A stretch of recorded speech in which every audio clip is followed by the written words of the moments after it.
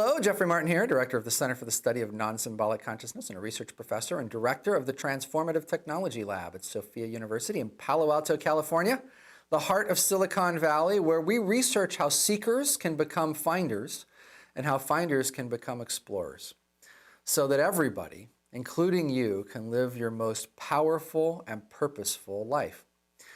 Well, I get a lot of questions around how the transition to enlightenment or non-duality or persistent mystical experience or transcendental consciousness, or pick your term for it, will affect your relationships. That's a fantastic question. Now, I'm going to use the term Persistent Non-Symbolic Experience, or PNSE, because that's our term for it.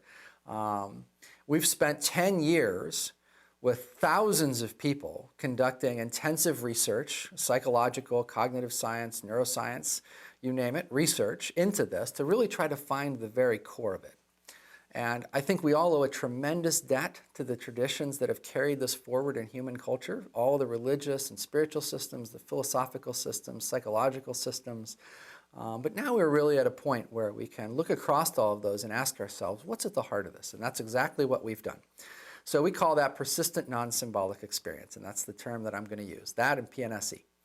Okay, so what does this have to do with relationships? First of all, I think there's a lot of fear around the impact that this will have on relationships, and I think that's pretty understandable because there are some extreme stories floating around out there. You know, one of the things that's the case is that often the people that become excited about sharing their experience of this, writing books about it, leaving the rest of their life behind and going off to teach this, they often had really dramatic transitions to it.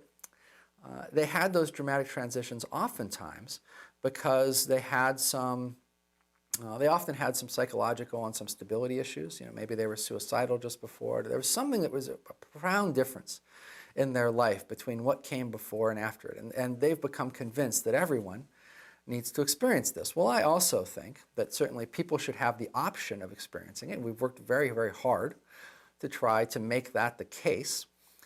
So, for example, you know, in the last few years, we've worked very hard to create a protocol that has allowed over 70% of people who use it to transition from a week to 15 weeks in terms of using it.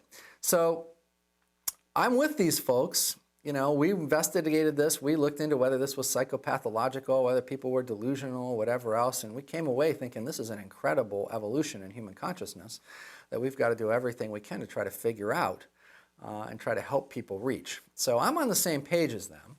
But one of the things that I don't have is that sense of the dramatic in terms of the transition, because I know a lot of people just sort of gently slide their way into this. Or a lot of people's transitions are pronounced, but they're not, you know, they don't wind up sleeping on a park bench for 2 years, or any of the other stories that are floating around out there that can be kind of scary. Or they don't wind up, you know, leaving their family or anything like that. So let's talk a little bit about relationships, because these 2,000 people, or these thousands of people that we interact with and that we've interacted with in our research, most of them, 99.999%, percent of them are basically out there just living awesome lives. Okay, so what is it? What's the story of relationships? Well, first of all, there actually are some significant changes that occur in your relationships. One thing that you'll probably find is that you might not be able to share what's going on with you in terms of PNSE with the people around you. So if they're not into PNSE and they're not very understanding what you're experiencing in terms of your way that the world is now sort of revealing itself to you, it's going to sound really strange to them. And you're probably going to find yourself not talking to them. If you're like anything like our research subjects, you'll probably find a handful of people that you can confide in and talk to who share some aspects of your experience of it. And that'll be who you talk to. So there will be a change. If you've had a relationship with your spouse or something where you just tell them everything, this may be one of those things that is an exception to that. So that's one thing to keep in mind. A second thing to keep in mind, there's changes that occur around stories. You're just not that interested in stories anymore. There's a fundamental change in your mind that takes place, and you're just not into stories quite so much. Well, think about your average everyday interactions with your friends. They're telling you stories about their life and about other things. You're telling them stories. Guess what happens when you're not interested in stories so much anymore? Yeah, you get a little less interested in what your friends are talking about. So there are relationship issues that you've got to navigate from that standpoint as well.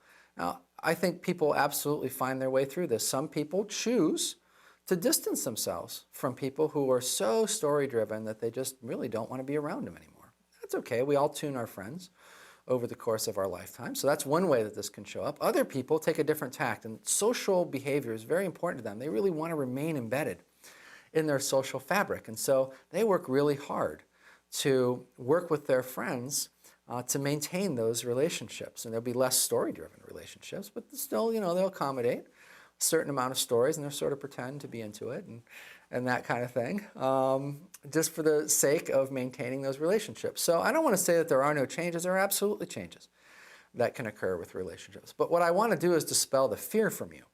Because if you've read accounts of people who just, all of a sudden, I just didn't want to be around anyone, and I just went to the cave, I went to the cabin in the middle of nowhere and left the world behind, and here I am writing this book to you, or whatever, that's not what happens in almost every case. And in my experience, the people that often does happen to, they had oftentimes some pretty significant issues that they were dealing with prior to their transition. So let me just say very clearly, if that's you, if you're dealing with, bipolar swings, if you're dealing with schizophrenia, if you're dealing with suicidal level depression, not, ordinary depression, or you've been down even for a long time, I don't care about that, but suicidal level depression, if you have a serious psychological condition, you need to stop thinking about a transition to PNSE. You need to start thinking about who you can contact that's a professional that can get you on stable ground, just in your normal sense of self. You need to get stabilized. You need to be stabilized for quite a long period of time, and then maybe it'll be okay for you to think about this again. It's probably not you, but I just want to make sure that I've been clear about that in case it is. So if you're a normal person that's just out there living your life, even if you've been in the dumps for a long time, doesn't matter. The transition to PNSE is probably going to be a nice, smooth, easy thing for you. It's going to be absolutely remarkable. It's going to be a remarkable change for you and a remarkable change in your life. And there will be changes in relationships. There will be changes in how you relate to other people. That's for sure. But it's nothing that literally millions of other people haven't already navigated very successfully. They're not out there living in caves.